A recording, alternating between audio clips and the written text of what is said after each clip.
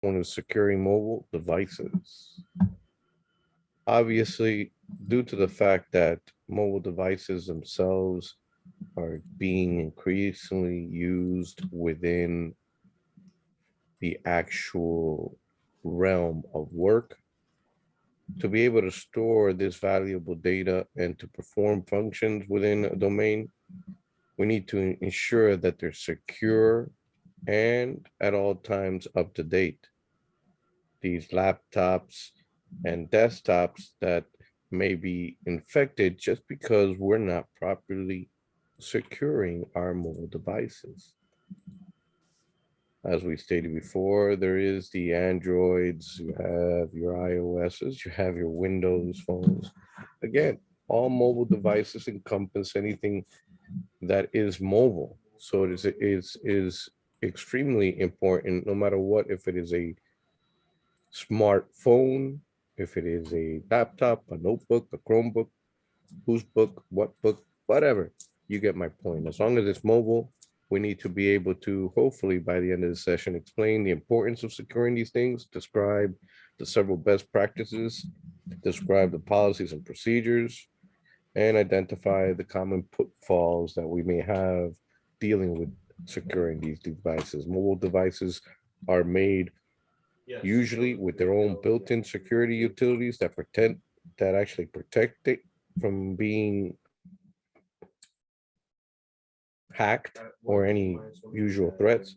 At the same time, these security utilities only include some protection and can easily be activated within your actual device with a actual swipe and or gesture, depending on what type of device you have, with the capabilities of being able to, in extreme cases, to be able to lock the actual screen, make it ring, beep, even if you have it on silent, remote wipe, locator applications, a plethora of things. Obviously, a lot of these things, if you don't turn them on, they're actually off. Therefore, you won't get any information. At the same time, since you have the capabilities of supposedly as the administrator, usually at least as long as they get some type of signal, Wi-Fi or something, you can force it that at the moment that they get on, it will lock it and obviously make it ring and or do whatever it wants.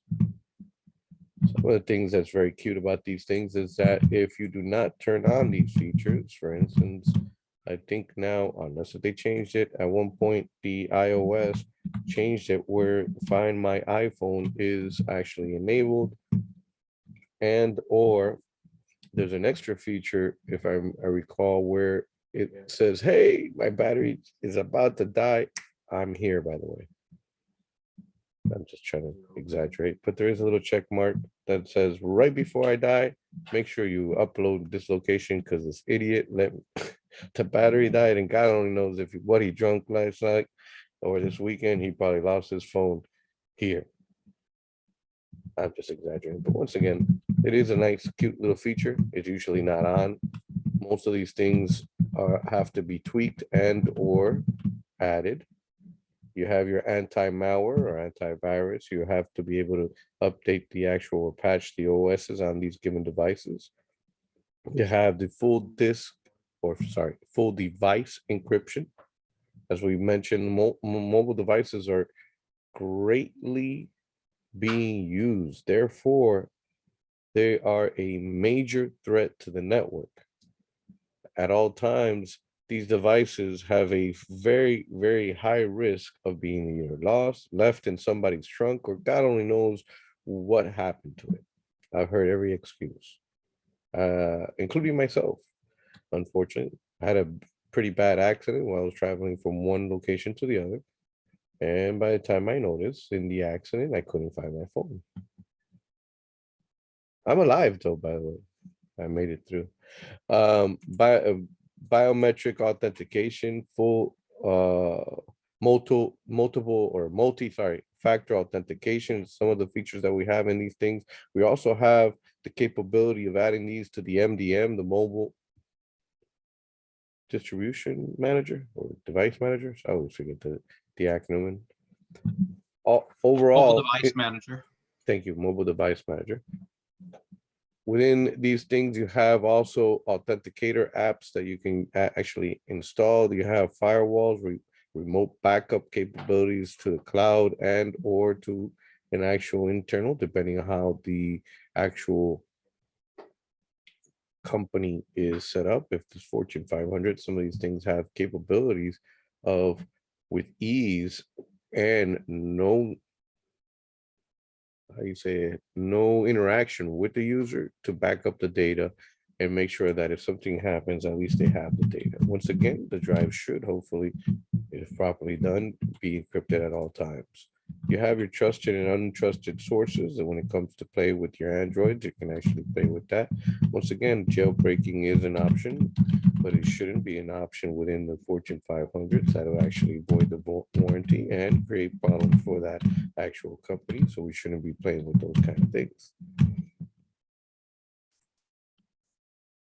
Adaptability is a must, my friends, and future orientation as these devices continue to come out as if it was the latest and greatest model of underwears. I'm just not sure what's going on, but these things are just ridiculous. It used to be once a year. Now it's almost every day there's a new phone.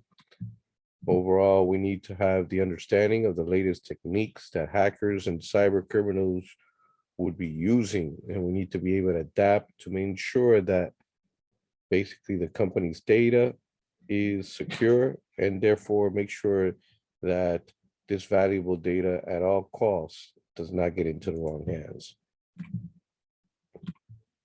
Any questions so far? And I believe I'll be passing it over to one of the TAs. Indeed. Indeed. All right. As we go to the next slide, I want to talk to you about securing mobile devices. But my question, I have a question for the class. When, and somebody has the answer for this, when was the last time you lost your cell phone? I mean, lost it to the point where you had to get a new phone. Lost or stolen. Has that happened to anyone? No, no, no. Okay. Phone once, maybe 15 years ago. Hold that thought, Everest. Hold that thought. That's good. That's what I wanted to hear. Anybody else? I'm looking, scanning the room. Kareem? I did at the gym during basketball. I left it on the court while I was shooting, and someone jacked it. Okay, so they stole it. And how long ago was that, sir? It's been, I believe, 5-6 years. It's been a while. 5-6 years. Muhammad. Yeah, minus two is my own country, like around 7 years ago. Okay. Now, watch this. When was the last time you've lost or misplaced your wallet of your purse? Has it been more recent? Never. We're all older, so we know better. But I can almost say at this time, daily event. in this venture, it's probably easy for me to misplace my wallet versus losing my phone, because the phone is almost attached to us right now. And I can tell with this current generation, you can do more damage to a person, credit, financially, whatever the case may be, with their phone than with their wallet, because they may not have anything more than a driver's license or something of that nature, but they have all this information stored on their phone, like location, purchasing patterns, like it says here, credit card information, maybe email and things of that nature. And I just think that the value, and we talked about this before, we've come so far with mobile devices that you're walking around with pretty much your life in your pocket. So it's apparent that we need to find ways to secure and maintain a level of security with that device. It's almost uncommon to have a phone that you pick up that doesn't have some type of a password protection on it, be it that little 4-pin or your thumbprint, or the newer ones do your face. But you're hard pressed to pick up a phone and being able to call someone without knowing their password, unless it's 911. I think you can get that one with the emergency portion of that phone. That's what I wanted to take away from this. I can't recall ever having to replace a phone because it being lost. I have heard stories about the phone being stolen from friends and family, and that can happen. But the way that you may go outside to the mailbox and be like, oh snap, let me go back in and grab my phone before I get to the mailbox, because we're so used to having that device so close to us, so readily available. So that's what I wanted to take away from that. Ronald, I'm gonna let you read this first slide and the next slide after, because this was just telling us what we're gonna talk about. All right, methods for securing mobile devices. 1, screen locks. 2, remote wipes. 3, locator applications. 4, remote backups. 5, failed login attempts. 6, antivirus, anti-malware. 7, patching OS updates. 8, biometric authentication. 9, full device encryption. 10, multi-factor authentication. 11, authenticator applications. 12, firewalls. And 13, trusted sources versus untrusted sources. Thank you, sir. I'm gonna let you off the hook. Camille, I'm gonna let you read this first one, if you don't mind, ma'am. Sure. All right. Screen Heard a locks. baby in the background there, Ronald, so I'm gonna let you off the hook. One of the most basic security measures is to implement a screen lock on the device. This can prevent someone from using the mobile device if it is stolen. There are several ways screen locks can be implemented. Fingerprint lock. A fingerprint lock uses the fingerprint as credentials to authenticate a user, and when successful authentication completes, unlocks a screen. Because it relies on biometrics, it is for the most part more secure than using a passcode or a swipe. Face lock uses a facial scan of the user to authenticate the user to unlock the screen. It also is more secure than a passcode or swipe process. Thank you, ma'am. The fingerprint lock is newer. It's been a while. I've just had a phone that had it.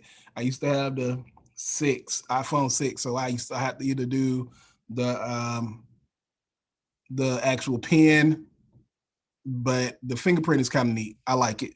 The passcode, like Kelly, I have younger kids, mainly one, and he knows my password now. I made it a little simple for him, but he knows it, of course, because he wants to get the YouTube kids. That's fine and dandy. So I have no problem with him knowing it.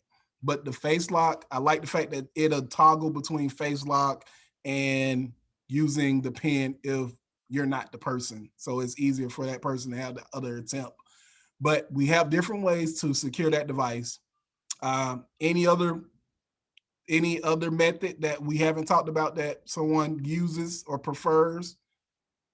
I think these are the 3 basic ones: the pen, the face, and the fingerprint. I don't think there's any. I didn't think so. Yeah, I live and die by the fingerprint. Yeah, the fingerprint really, like, let me tell you how I want to see if you're next level with it, Alvarez. How many fingers do you have stored? I got 2. I got both of your thumbs? Nope. Okay. I got both of my thumbs just in case I need to use the left thumb and right, like I can get in that phone with both thumbs. That's a hack. Marvin, where's your fingerprint reader? Do you have an It's iPhone? Yeah, I have an iPhone. Oh, okay. So I use it on either thumb because I'm like, sometimes I can't get to it. Got a baby in one hand. You know, I have twins, so they could be, just got to be able to have one. I have a Google Pixel and it's on the back. Oh, on the new ones is on the back? Oh, no. On my Google Pixel, it's on the back. So I was confused why you had your thumb instead of your finger. That's all. I got you, Marcus. Yeah, one of mine's my index finger and the button's on the back. So while I'm talking, I can just hit it from the back like that. Neat. Okay. I didn't know anything about the back. So that's kind of cool too. LG V30. LG has all those in the back. Okay. Now, that's just something that, of course, if you don't have a string lock, you need it. Let me stay with that. And finger, print lock, face lock, those are the things that we know that is available, that's out there. And face lock is, quote unquote, the most secure. Who do we have here? Alvarez, go ahead and finish up with this one for me. All right, swipe lock. It uses a gesture or a series of gestures, sometimes involving the movement of an icon to open a screen. In some cases, they require only knowledge of the mobile platform in use. They offer no security to the process because no authentication of the user is occurring. In other instances, like Android, they require a pattern between 9 dots to be swiped to unlock the device. Swipe lock is the least secure of any locking method because your finger leaves a grease trail, which allows someone to figure out the swipe pattern. What do you guys think was the most common swipe lock pattern? Just looking at that right now, what do you think it is? Z. Z is a good one. 7. I use the whole thing. 7 is a good one. Going around in a circle. Yes, a freaking square. I think the square is gonna probably get it. Just do one good square, it unlocks. So if I'm attempting to ascertain the information off of that phone, that would be where I start. I do a Z, I do a square. I may not do a 7 right off. I may do an X or some type of X pattern, but the square is really really common. But like Alvarez said, this is the least secure because Marvin, can you clarify something? Go ahead, go sir. So I'm confused because are they saying swipe lock where it literally just says swipe to unlock is a locking method, but they're also mentioning the pattern lock? Are they combining those? The pattern lock is what they call a swipe lock. Yeah. You swipe to make the pattern. Now I do understand, Marcus, you have the swipe to unlock feature, but I'm aware of that, but when they're talking about it, like you're saying, this is when you have the ability to make a pattern with pattern, okay. Finger, yeah, to unlock the device. Yes, sir. Thank you. Yes, sir. I thought it was cool until clearly I realized how, like Alvarez said, just if your finger has oil on it, it's easy. Just go ahead. Yeah, and but there's probably so many fingerprints from texting and just using your phone. I don't know that you could just pick out the pattern. You're right, but what can I do also, Marcus? I can just stand behind you and shoulder surf. It's gonna be probably easy for me to watch you move your finger around and be like, okay, if I can pick up the phone, I can get that, as opposed to getting your thumbprint. Also, it's almost similar to Go ahead, Alvarez. Like keypads. Like when you're doing a keypad, something like that, if you do that repeatedly, the same thing on your phone, the heaviest part of the grease line that you draw is going to be where you initiate the pattern. So that gives them the starting point. And the same thing happens with combination locks. You'll notice that certain buttons start to wear off. And if you look at which buttons are getting worn off, it's usually the first 2 of whatever combination you're putting in. And the same thing when you're doing your patterns, you can, if you look at your phone, like you move it around in the light, you can see where certain parts of the pattern overlap others. And that will tell you basically the order in which that pattern is being done. Now, we're dealing with some nefarious people. Let's go ahead and put that out there, Marcus. We want to think about the worst of the worst, but the skilled of the skilled. Like you said, so I've heard. I get what you're saying, but we're trying to protect that 1%, the ones that really want to get in that phone, and they'll do whatever they can to get in there. So, but it's the least secure. And whenever I see somebody swiping their screen to unlock it, I don't mean to pay attention, but I just look at it just to say, yeah, okay, I got it. Yeah. Yeah. I totally can see that because I want to know if I can emulate it. I'm not going to get their phone, but if it's family members, of course, I'll mess with them. I'll miss for sure. Alvarez, you're on there. Marcus, are you available? I did that to a friend one time. I did that to a friend one time. We was having lunch or whatever, and I had seen the pattern before. It was like, I can use your phone for a second. He said, yeah. He said, oh, wait a minute, let me unlock it. I said, no, I got it. And I went, and he went, how you did that? I said, I think you need to change that. Yeah. Yep. Because he swore by that instead of a passcode. I don't want to do no passcode. And I said, all right, let me see your phone. Very trendy, neat, but not too secure. Marcus, go ahead for me, please. Passcode lock, on iOS devices, navigate to settings, passcode lock to set the password, and settings general auto lock to set the amount of time before the iPhone locks. Setting the password on an Android phone is done by navigating to settings, location, and security, change screen lock. The length of time the device remains idle until the screen locks can be set, as well as the method to set the password between none, pattern, pin, or password. Select password and then enter the desired password. I know with, I don't know about Android, so someone speak from that position, but with the iOS, you have the 4, then you have the 9. Is it 9 characters? How many, 8 or 9? It's a much larger number. I think you can do 8 or 10. 8 or 10, okay. I do Okay. 8 on mine. What's the min and the max for Android device, folks that have it? I hate to admit it, but Kelly, mine's type in 4, eight so characters. 4 I know for sure can work. Okay, at least All right, I 4. missed the question. Who said what? Kelly, you type in 8 or 9 characters every time you open your phone? Yes, that is my preference for security, because I was having a conversation with somebody one day and they were talking about phone security and what is the most secure and least secure. My debate always has been with regards to biometrics and or facial recognition is somebody can put your finger on that phone or they can hold it up to your face, but they can't make you give them that pin. Actually, I had a few students who were robbed, and the guy did make them, he threatened them and told them to unlock it with their thumbprint. So, I mean, like Marvin said, we're looking at the most nefarious people out there, and like at that point, what's the point? Yes, but Yeah. you can also set, I think they have security measures where you can set, if you unlock the phone, it sets off an emergency. Oh, that'd be cool. I think Like with, sorry. go ahead, Kelly. Interesting life hack. Say if somebody is, if you're getting robbed or something like that, and one of the things they like to do is take you to an ATM and have you take out money. If you go to an ATM and you put your PIN code in backwards, That true? it will give you the money, but alert the authorities. That isn't true. That is not true. No, that is not true. I hate that. That might be a bank-to-bank thing, though.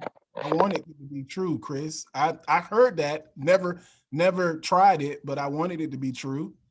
Right? Like, why wouldn't they allow that to be something that can help people, right? Like, that seems like it would be an option. I heard it before, Kelly, but I never had to try it. Technically, you're putting in the wrong PIN, so they'd be giving you money for the wrong PIN unless you opted into that as a service if they offered it, I guess. I like how you think. But it is the correct PIN, but exactly in reverse. So it one would says think that is. alert. I messed that up because I wouldn't be able to. I'll be so kind of shook, like I don't know. So, but yeah. So then Let's what look if at your it. PIN is like Marvin's? It's 9999. Hey, Every time it sets it off. my son loves it. He gets the phone. He's saying 9 before he gets the phone. So, pass lock. So we had to rank it. We know that face is the most secure based off of your facial. Let's take it back a minute. Based off of security in your facial features, the face is the most secure. We know the swipe is the least secure. We're trying to come up with ways to let you know how to rank them for testing purposes. We could think of ways to get around it, like the putting your face up to the phone to open it. That's messed up, but I've seen that in the movie. I can totally get how that can get somebody in your device. So I get that. But 8 characters is a lot to type. I might need to change that, Kelly, so my son will have a little harder time getting in my phone. Yeah, everything's It'll fingerprint for me. My Xbox is facial recognition. That's how we log into that. It'll just be some extra 9s. 9. That is still get there. All right, remote wipe. Kimberly, ma'am, please. Oh no, I'm sorry. It's past 1 o'clock. You guys, you know how I get. Ice cream truck left us. Man, may not come back. Let's go ahead and pause for a second, and we'll pick up in. Who did I have? Who was it? Who did I have? Kimberly. Okay, she's not here. So we're gonna move on the fly here. We're gonna go, David, sir, please, if you don't mind. Remote wipes. There it is. Okay. Remote wipes are instructions sent remotely to a mobile device that erases all the data when the device is stolen. In the case of the iPhone, this feature is closely connected to the locator application. iPhone. To perform a remote wipe on an iPhone, navigate to the Settings, iCloud. On this tab, ensure that Find My Phone is enabled. Next, use the browser to go to iCloud.com and log in using the Apple ID used on the phone. Android. The Android phones do not come with an official remote wipe. However, it is possible to install an Android app, Lost Android, that will do this. Once the app is installed, it works in the same way the iPhone remote wipe does, but logging into the Lost Android website using a Google login. Thank you, sir. I would want to say that if your phone is lost, this is a hard time to try to find my iPhone to be enabled at that point. So you would want to do that pretty early on in the process. You maybe have that turned on right when you get the phone. I do know and am aware that if you are upgrading your phone, one of the things they tell you to do, of course, set it back to settings, but they want you to turn the Find My iPhone off. That's a part of the process of getting that phone wiped and maybe whatever they need to do to address it. Plus, when you get your new phone, you don't want both of them turned on. So, but as it says, Android doesn't have one native to its device. You have to download it, but they both work. You will sign on and remote wipe the phone from a browser versus the device because you don't have it, right? Neat way to secure your information as a last ditch effort. Let's see here. What we got next? We have locator apps. Locator apps. Muhammad, if you don't mind, sir. Locator options like the Lost Android apps for Android are available on Google Play. These apps allow users to locate the device, log the device, send a message to the device offering a reward for this return. Remote wipe the device. The iOS device and the newer Android device have this feature built in, and it performs all the same function. Thank you, sir. I feel like most of us use these digital devices a lot, so this information is just kind of par for the course. We know that you have the ability to find the device. We know how we could wipe it, or we know now how to wipe it from each device. Chris, you about to say something? Yeah, I thought the last slide said that Android didn't have a remote wipe, but then this one says it does. Only So- if you get in a third-party app. It's not. said it It's not has built in with like in your Okay, I actual. see. They're It saying this says it- Lost Android app is a third-party app. Okay, I Yeah. got you. Mhm. I like it. I like it. Let's see here.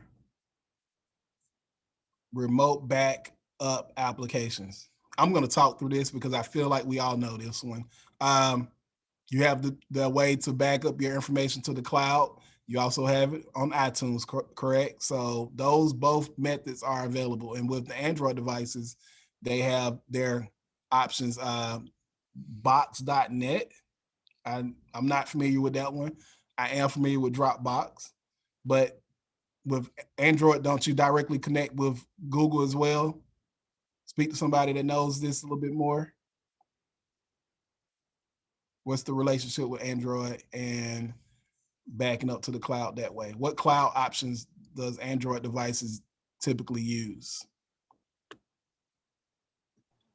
If you got a Google account, which Yeah. you pretty much have for that, you got Okay. your Google Drive, which is just 15 gigs.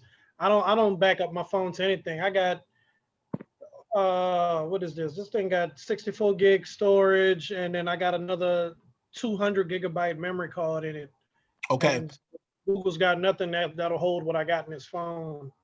What about your contacts? Something like that, Alvarez. Is that something small that you know that if your phone is out of commission, you still have that? I probably need to do that. Actually, when you create an Android, or when you open up your Android phone and you have to initialize it, it automatically hooks up to your Google account that's connected to it, and it stores those the contacts and a couple of things automatically. It's not an option type of thing. Okay, the least of the things, as opposed to doing like the music and the pictures, all the other stuff that will clearly take up your space. Context is one of the bigger things that I would be the most concerned with. So, but we all back up typically. You got to plug it in sometimes. A lot of times my phone say you haven't, or my device say you haven't backed up in 2 weeks because it hasn't been plugged up to a device, because it had to be so much power before that backup process happens. So as I pass off to, nope, still me. Fail logged in attempts and restrictions. We talked about this too. You by default will extend the amount of time it takes to log into a device, but you will have to set a option to allow that device to be remote wiped after so many failed attempts. That's something that you can do in the options of that device, be it Android and iOS. That's the take home here. Typically, you can play around with it, especially if it's your device. It's okay to dial and fail an attempt a couple times, but to erase it, you want to make sure that number is high enough that it's not something that a kid is doing, or someone's playing around with the device versus an actual attempt. So you got to find that line. As it say, they chose 10 here, but that number can change. You can address that number in a higher amount. So that's the gist of this slide here.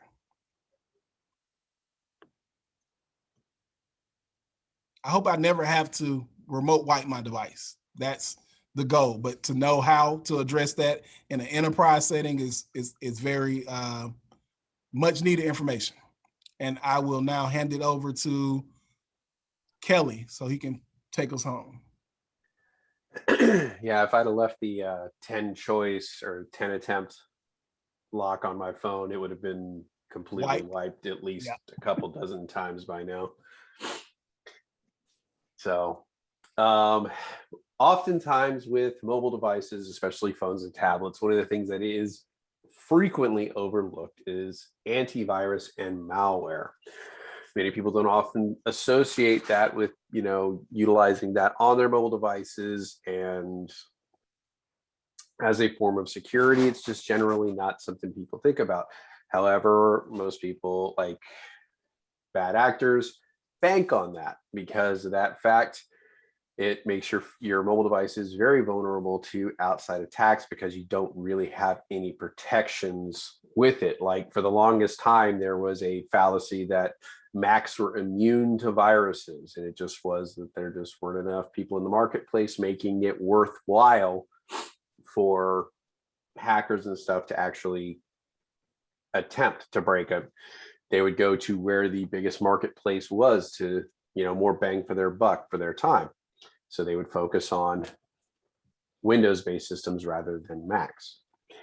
But two of the big players in the industry with regards to mobile device would be McAfee and Kaspersky. Those are the ones that at the time of the exam, those were the players in the industry. There are a lot more kind of rising up now that are focusing on it. They're starting to bring more attention to people, letting them know, hey, you really should have an antivirus or anti-malware on your phone to kind of protect yourself, especially if you're using it for internet searches, you're downloading tons of apps and you're not necessarily using the app stores that are given to you. You're doing a lot of third-party stuff. You've jailbroken your phone, any of that stuff, you might want to go ahead and protect it. I never heard of Kaspersky. Which one's better? I heard of McAfee. I personally, I lean towards McAfee. And then there was Norton 360 now does one that's pretty good.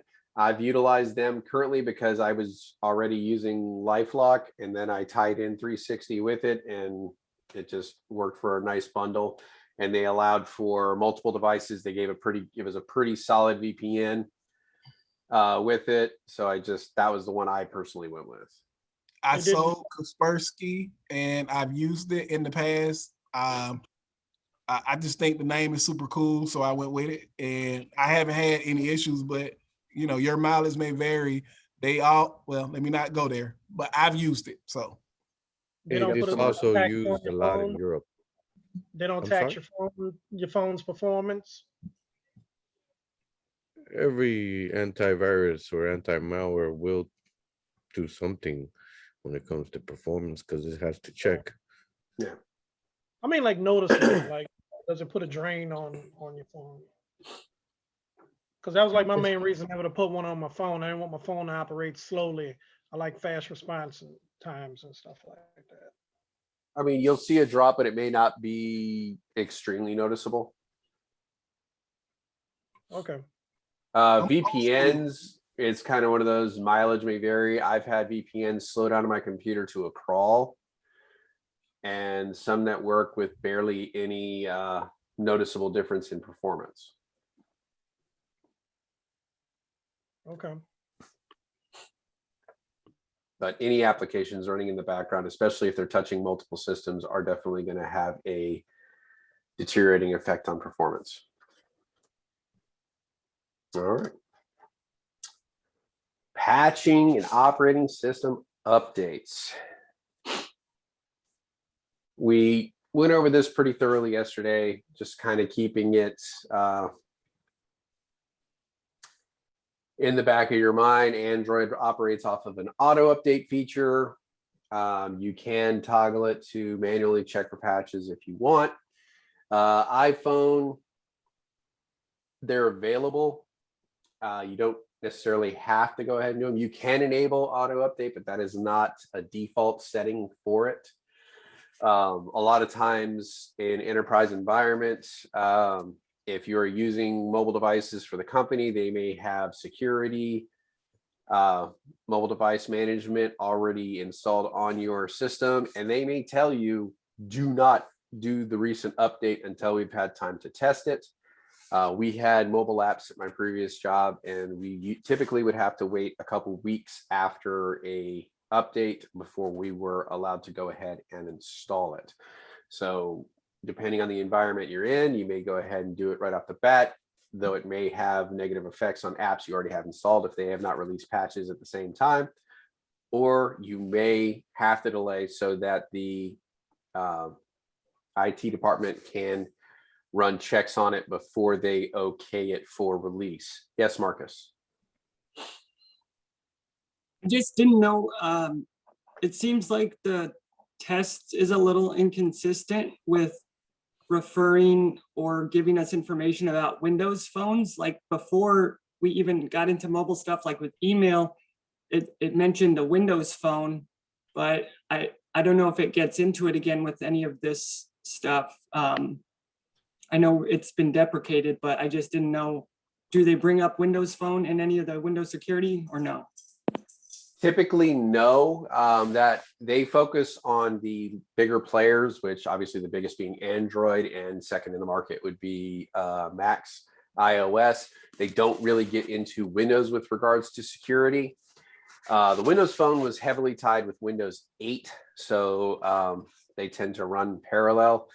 But with regards to the exam, they don't heavily go into the Windows operating system. It's more being aware that it's there. It was a player. It is a closed source system. And its marketplace was called the Shop. Was it the Shop? The Microsoft Shop or something? Those are the main things they want you to take away with that. With regards to security and going forward, they tend to focus almost exclusively on Android and Mac, iOS. Okay, thanks. No problem. Any other questions?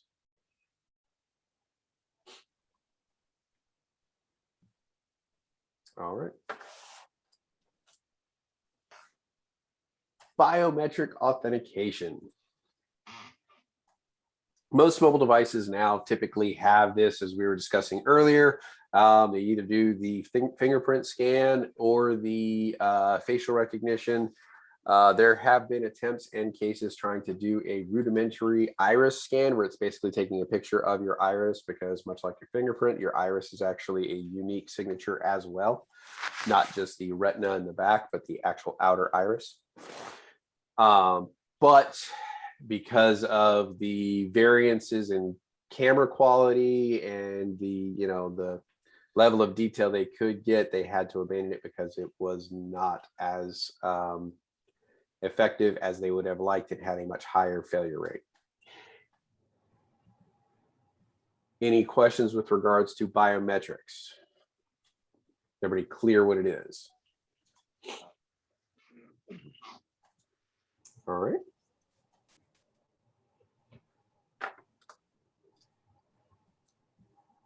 Full device encryption.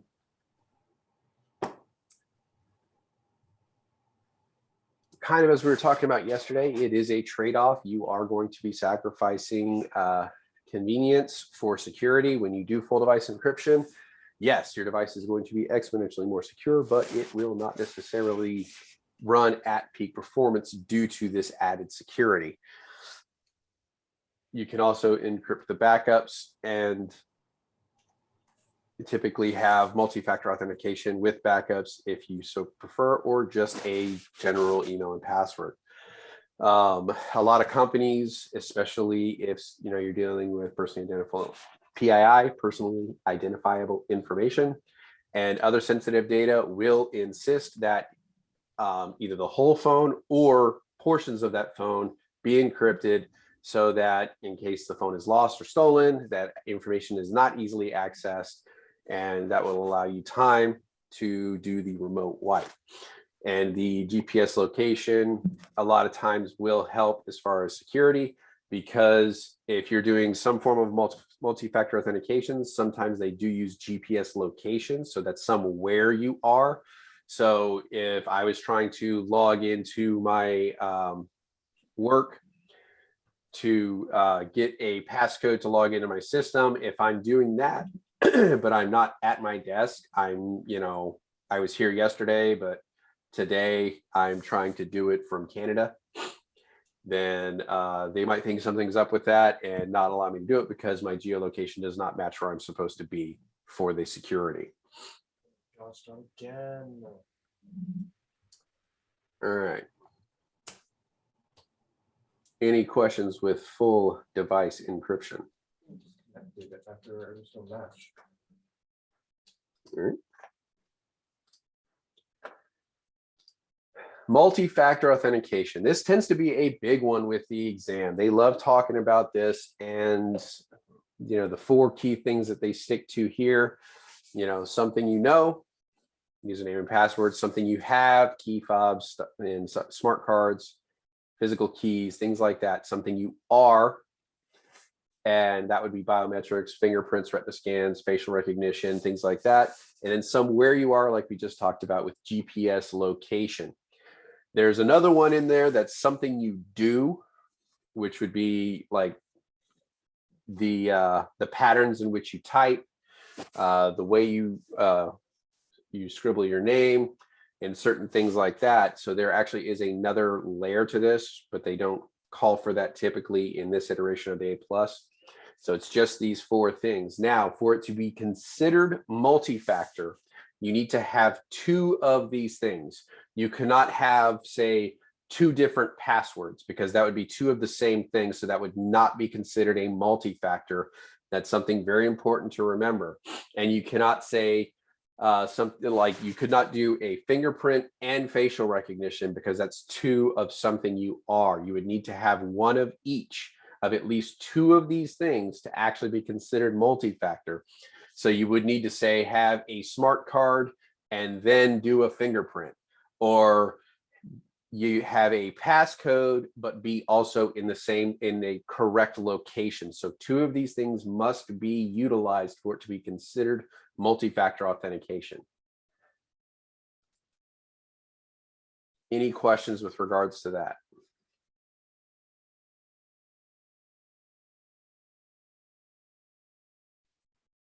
Okay.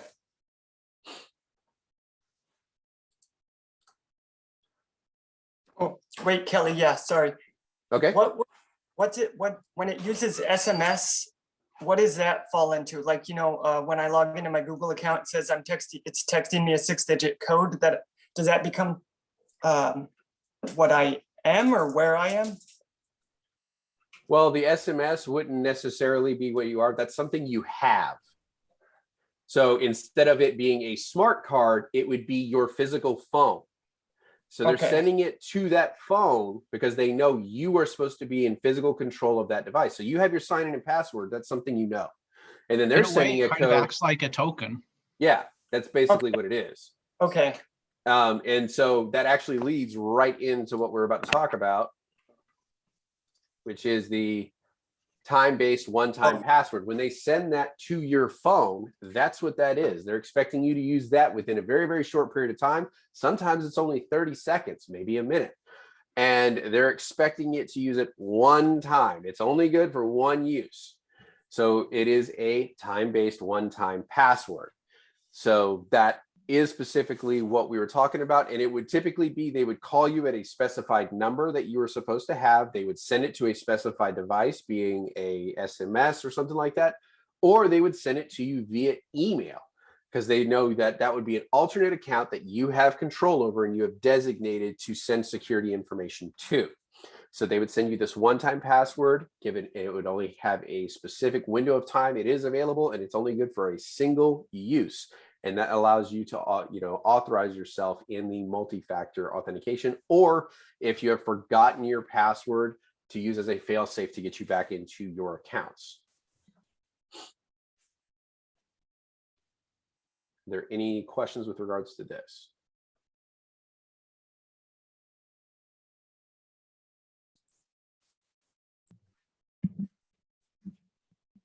I'm seeing worried faces.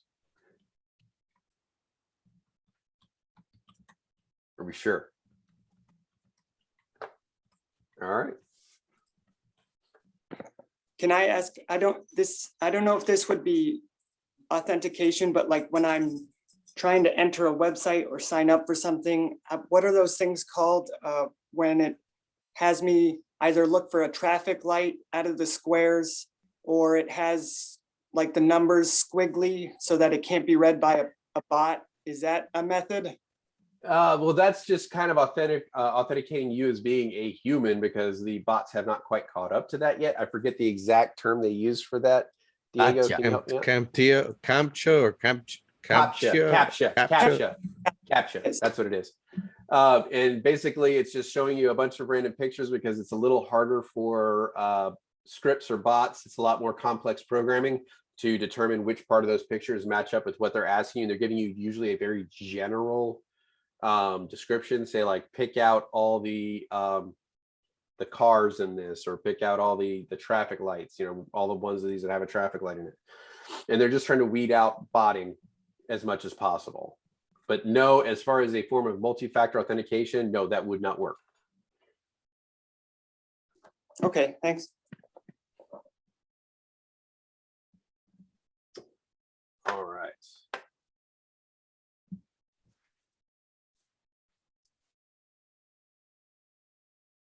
Firewalls. Let's see on this one. Let's get somebody else to read. David, can you please assist, sir? Mobile device firewall products are those that install on the device and protect the device in the same way a personal firewall on a desktop system, such as the Windows firewall does. The disadvantage to this approach is that the software runs continuously, thus placing an ongoing load on the battery. Likewise, intrusion prevention and intrusion detection software can be placed on mobile devices, again with the same effect on battery lifetime. Okay. So that being said, could I use a NIDS software on my cell phone? Would that be effective if I'm traveling around?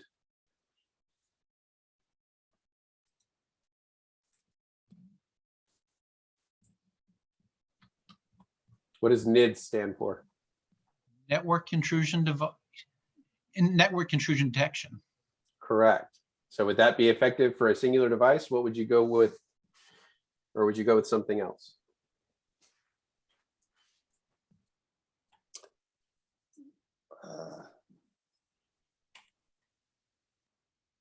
I guess So can that monitor? network intrusion detection would provide it for the entire network. Would you need that for your phone? No, you wouldn't need it for your phone. What would you opt for instead? I don't know. Do they have software firewalls for phones? They do. They do. And what would That's be probably what I do. so HIDS, host intrusion Host detection intrusion system? detection. Yeah, so that would be for Oh, the yeah. individual device versus setting one up for an entire network. But is that monitoring a cellular signal coming to your phone? The host device would. The network device would not. How can it monitor the cellular? I guess I don't know enough about cellular Well, the intrusion detection is basically monitoring all traffic that's going on and reporting back anything out of the ordinary that it finds. So detection is just going to let you know in the past, hey, something happened. You know, where you have host intrusion prevention, which is going to tell you something's happening right now and I'm doing something to try to fix it. But the key difference with what I was trying to get at here was network, which would be like the entire network at your office where you have a singular device you have a device that is monitoring all the traffic on your network versus the host intrusion detection or prevention, which is on the individual item like a phone or computer. Kelly, if I had that on my phone and I used my phone to hotspot my laptop, is my laptop protected? Or monitored, I should say, the same way? Well, it's going to monitor the information that is flowing through your device. It's not necessarily going to protect that computer that is attached to it. That's why the ad hoc attachment, like if I log into my office and somebody connects to my computer via an ad hoc network, it creates a vulnerability because they are utilizing my credentials to pass through.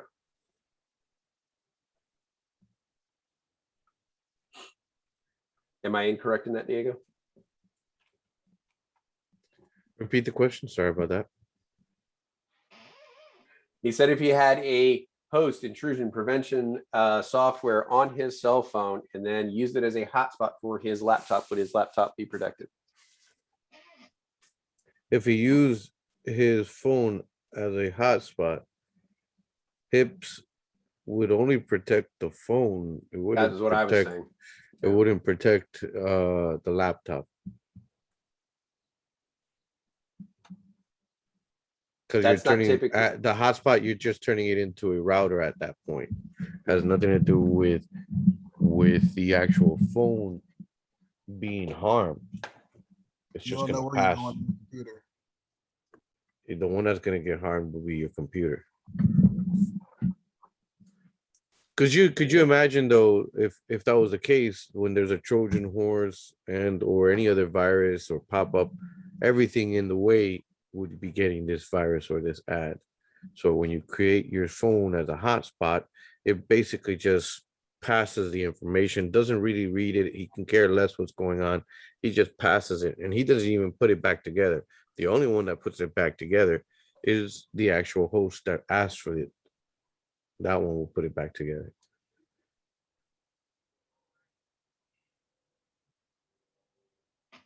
That make sense? Okay. So as we kind of mentioned, firewalls, they do have software for it, but there is a performance cost associated with it. So you can utilize it, but you will see a dip in performance because it is going to constantly be running and basically checking any information that is sent or received by that phone in an effort to try and protect it. So guys, I have a question. I don't know if it's weird or whatnot, but if you do like a hotspot like that and your phone is protected like that, the connection from the device to the device, like the phone to the laptop, is that kind of sort of like what a man-in-the-middle attack could attack? If, for example, if the laptop's not protected, but the phone is protected, and you open up a port on the laptop for that communication, is that? Well, a man in the middle would be kind of like if you could set your phone up as a hotspot or something like that, and say you went to Panera's, and then you go up to the front desk and say, hey, what's the Wi-Fi password and sign in SSID so that I can log in. You bought your drink or whatever. So you get that, you sit down, and then you go into your phone and you set your SSID and the password exactly the same as it would be for the Panera router. I get it. And then they would see yours and think it was the Panera one. And so you would be capturing that information in between them. Basically, what man in the middle is you're essentially inserting yourself in between 2 points, and neither one is aware that you're there, and you're grabbing up all that information and or modifying it if you so choose in between point A and point B. So from point A and point B, a man in the middle is gathering data. What happens is you ask for the information, right? So you asked it from Kelly, and what happens is I intercept and I say, hello, I'm Kelly. What would you like? He said, well, I need this. And I go, okay. And then I go, hey, Kelly, I'm Joseph. I would like this. He said, oh, yeah. Hi, Joseph. Okay. He comes back. He goes, hey, Joseph. There you go. I'm Kelly. So he masquerades on both ends the MAC addresses. That's what a man in the middle attack is someone pretending to be both at the same time. Two-Face from Batman. All right.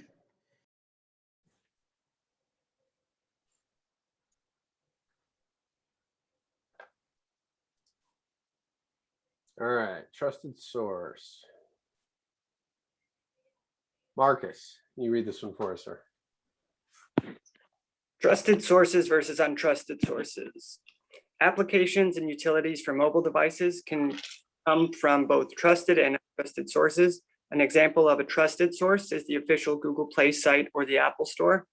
Any piece of software, be it an application, tool, or utility, can come with malware attached. Users should be trained to regard any software downloads with suspicion. Apple devices warn users with a pop-up message when they download from an unknown source. And Android devices, Android devices have a setting to enable or disable app installation from unknown sources. It may be advisable to use an enterprise mobility management system to prevent users from downloading any software to a company-owned mobile device. All right, thank you very much. Yeah, with mobile device management, they will typically put something on there and state that yes or no, this person is allowed to download software to it, or if they allow it, they only allow it from specific locations like the iTunes store or Google Play store. And typically, if you're going to Bob's App Factory to download, free movies forever, it's typically not going to be considered a trusted source, and may be wary of any malware that may come along with it, where they give you something like the free movies, but they're also getting something like all your data. And Android is a little more lax with this than Apple. Apple, it used to be, you could just say, yeah, I trust this, but with each new update, they're making it more and more difficult to even try to download third-party apps, excuse me. All right. Any questions with regard to trusted and untrusted sources?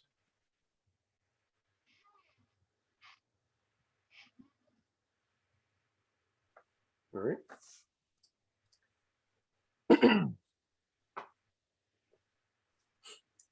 Right. Policies and procedures. Kimberly, can you please read for us? one of the decisions that must be made on every company is whether to allow only company-owned mobile devices on the network or to allow personal devices as well. Many organizations have launched Bring Your Own Device, BYOD, initiatives.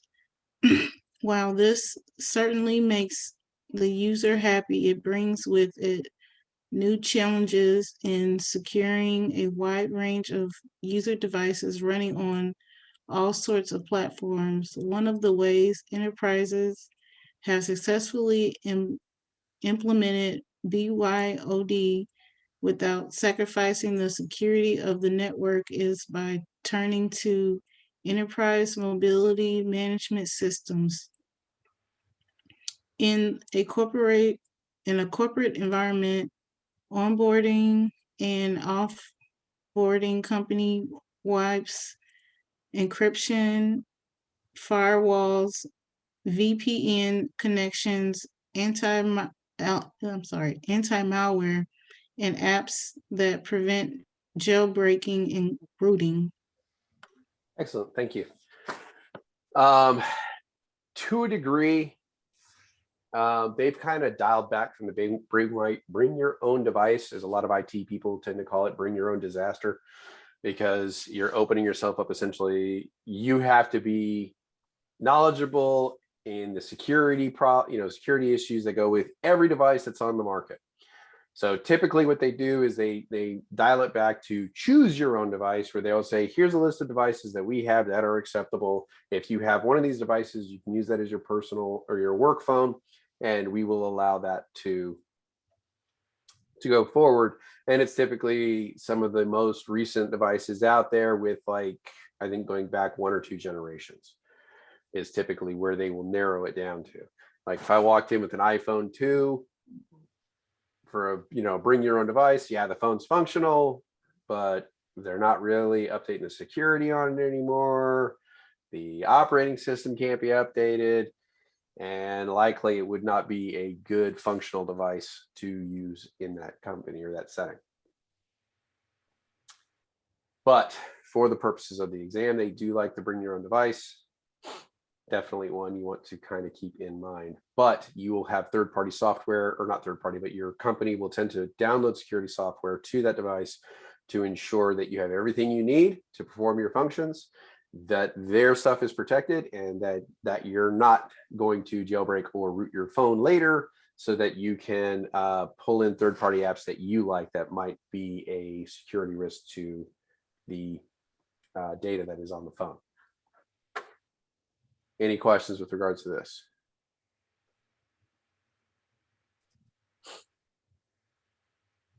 All right. Profile security requirements. Ronald, can you please read for us? All right, policies and procedures. Profile security requirements. The baseline or minimum security settings required on a mobile device must be determined and standardized. This may require the creation of multiple security profiles based on different mobile devices, models, and types, but the theory is the same. By defining a collection of security settings, implementing them on all devices, and constantly monitoring the settings for changes, you can ensure that these settings are maintained. Excellent. It's pretty straightforward. Any questions with regards to that?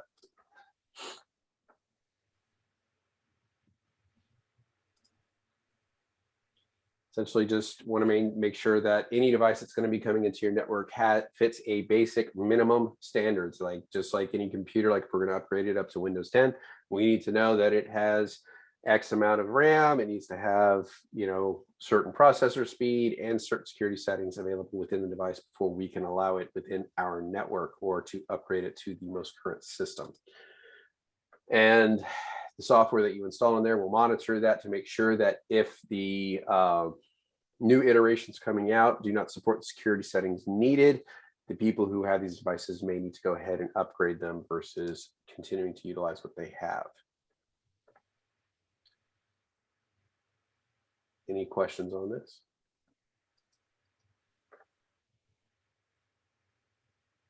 All right. Jailbreaking. You have an iPhone. This has been a semi-common practice for a while, but it allows you to essentially get unrestricted access to the phone's programs, allows you to manipulate it, use stuff outside the App Store. Android's version of it's called rooting. It's a little bit easier, though they are a little more lax with regards to third-party apps regardless. But as we continue to remind, it completely avoids your manufacturer's warranty once this is done, and violates that end user agreement with Apple, which means if they so choose, they can essentially turn off that operating system on your phone and you will no longer have the ability to use it. Yes, you pay and own the phone, but you do not own the software that runs on it. And then within the organization, if you do this after the fact, if you have signed an acceptable use policy stating that you will not jailbreak or root your phone, and you go ahead and do it, and they have software in place that's going to monitor for this or protect this, you would be in violation of that acceptable use policy and could potentially receive a essentially a form of punishment. Tends to be pretty severe with violation of acceptable use and could lead up to and include firing. Any questions with regards to jailbreaking?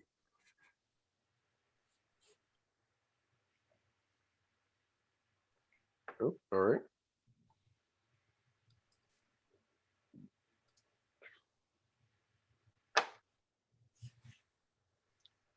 Common pitfalls when securing mobile devices. Let's see. Alimu, can you please assist? Common pitfalls when securing mobile devices. Unauthorized location tracking. Location tracking allows the device to determine your location for the purpose of tailoring search results. Location tracking can be disabled on a mobile device. In most cases, disabled location tracking is the default, and users will be asked by certain applications if they want to enable it. When a user has either never enabled this feature or has disabled this feature and it suddenly begins to track the location of the device, it is an indication that the device has been compromised. Excellent, thank you. So yes, if you have your phone set to never track you, doesn't matter what, you do not want it to, and then you start seeing that little, like on the Apple devices, it has a little arrow up at the top, and that arrow comes up and tells you when location services is being used. So if you have it set to where it's not supposed to track you ever, you've turned it off, you do not allow it for anything, that gives a quick indicator right away that the phone has been compromised and essentially has malware on it. Some employers will track their employees, to make sure that they are where they're supposed to be at any given time. It's becoming a more common feature within the logistics field because they do use things like geofencing to determine whether or not the driver is actually at their location where they're supposed to be or how far out they are from that location. Most of the time, they will tell the employee that they do this. This is becoming a lot more of a common practice. Some companies still don't, and I don't particularly agree with that. Is that the ice cream truck? All right. Do we want to push through and just finish up these last couple slides, or do we just want to go to lunch and finish when we come back? Let's finish. Finish, please. Finish? Okay. So most people know location tracking there, it's pretty straightforward. I'll try to breeze through this as quickly as I can. Next, common pitfalls, unauthorized root access. Yeah, I'm sorry, can I just ask a question about the location tracking? So, yes. Most of the time when you install new apps, they usually ask whether or not you want to give the app permission to use that feature or to do it, let's say when the app is only open and not running in the background. So is this, are we talking about in addition to that, or is that, do those rules override like a baseline location tracking? Well, the baseline location tracking, like if you say that I only allow this app to use it when I have it open and running. And then you pick up your phone and you're not running anything yet, you're getting pings that you're being tracked. That means something's operating in a way that it's not supposed to. You know, if you're not using the GPS app, or if you're not using your Target or Walmart or whatever, Lowe's, if you're not using one of those things and yet they're continually tracking you and you haven't gone into that website, then, or gone into that application, that means they're collecting data when they shouldn't be. And that's a compromising problem for your phone. Gotcha. But there's not like a global setting for that, I guess is what I'm asking. An overall setting, you could say no tracking at all. Right. Yes, there is. You can, well, I know on Apple there is, I'm not sure about Android, but I know on Apple you can go in and it says location services and you could say no to all. And then if I see that arrow pop up after that, I know something's wrong. Yeah, okay. But can it control what your all apps are doing in terms of the information they're sending that's not just location based? What do you mean? Well, so like, I guess if you look something up on your browser and you look up Lowe's, if you have the Lowe's app, can apps read the information? I guess if nothing's location based, never mind. My question doesn't make sense. Well, the thing is apps can, if you grant them access, they can basically check whatever. They can check your contacts. You know, Facebook, they love doing that. You know, a lot of them, TikTok was recently caught, was it last year or the year before, that it was basically monitoring almost everything. Every keystroke you did, it was sending data off. Even if you weren't in the app, it wasn't turned on, nothing was going on, that application was key logging and sending that information out.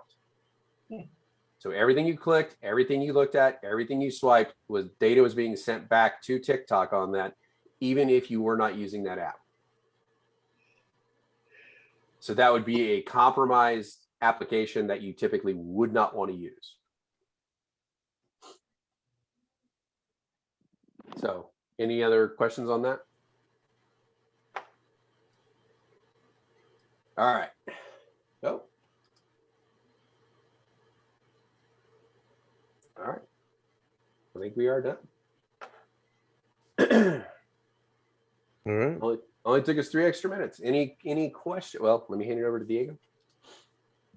I think that's it, my folks. At this point, we should hopefully be able to explain the importance of securing your mobile devices, your best practices when securing these devices, policies and procedures related to them, and identify your common pitfalls while securing them. Any other questions on this?